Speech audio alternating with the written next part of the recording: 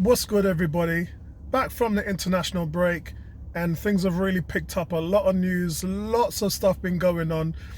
The biggest news outside of Granit Xhaka going to Newcastle, which absolutely is bonkers. I've not heard anything about it, and in fact, Emery's talking about in his press conference him coming back into the team, which I think is just a no-no. It's a no-go situation. And it's got nothing to do with, well, yeah, it's got a lot to do with what happened. But the fact is, he's just not good enough.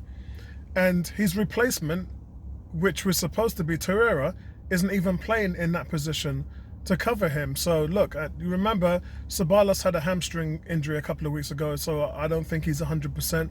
I still think he's a week short, but only time will tell. When it comes to tomorrow's game, of course, I'll be there at the Emirates in celebration of us trying to get some damn 3 points. And it really is that critical. We've got a flurry of games now we've got to look forward to. And Southampton actually has been on the rise after that 9-0 drubbing from Leicester. They've actually put together some really decent results and form as well. And wouldn't that be funny? Just in time for them to show up at the Emirates. We normally do well against Southampton. It's when we go away at the Dell, that's where we normally die. So, and I just can't understand why we can't pick up wins there. But then that's our away form as a whole. For tomorrow, 3 points is imperative for so many different reasons. For us to put a run together, which I talked about, will save a lot of problems and help close the gap. We're in 6th place now. When you hear all the complaints and everything, yeah, 6th place isn't where we want to be. We could be in the top 3 had results gone our way, but they haven't. And I've taken a lot of time to reflect about it and made my decision that Unai Emery is not doing the right things to take this team forward. And does he have to go? Possibly, yes. I would say that he would have to go. However, the defense from the front offices, it's only been 18 months, and I did talk about that in my video before. I can understand if they pulled the trigger on replacing him, and I can understand if they didn't. And so far they haven't. And you can understand why. It's just early doors. We're in 6th place. We've got Southampton, Norwich, and Brighton coming up. And if things don't improve within that time span, and he hasn't shown any improvement, then I would expect come Christmas that there'll be some conversations about how far he can actually take this team.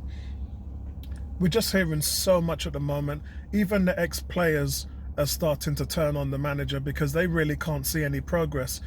And it's been stated many times before that this team is underperforming and are well below par from what they were from the beginning of last season. And from that perspective, you just want to see improvement, which you're not actually seeing. But as far as Tottenham goes, because this is the really big news, this is what everybody wants to talk about. Jose Mourinho, who was proven with Man United he was washed up. Arsenal, by all accounts, didn't want him. Only God knows what the meeting was that he had with Raul Sally. But from Arsenal's perspective, we didn't want him. In regards to Spurs, well, Spurs haven't won a trophy in 11 years. And Mourinho's got trophies written all over him. He's won 13 of them. But I think what doesn't bond well with any Spurs fans is the fact that they think that trophies will appear out of thin air.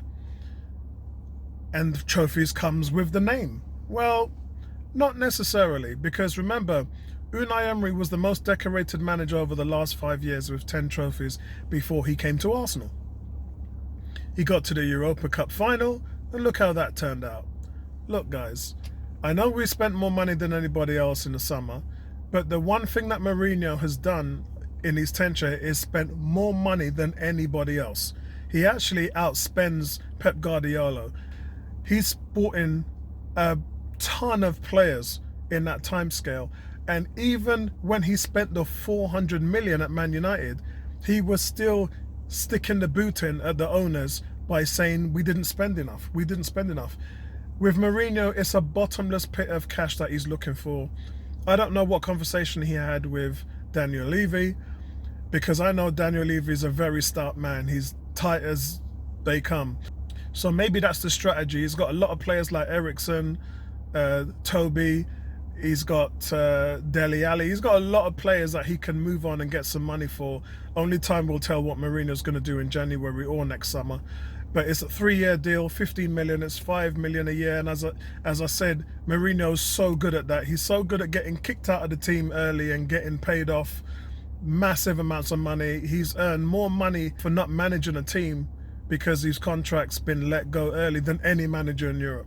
He's just a god at siphoning contracts. That's just what he does. For Arsenal, it's a bit of a bad sign because really, have we had any luck with beating Mourinho teams? We couldn't beat Chelsea when he was there, and we had trouble with Man United when he was there. I know we bowled them over.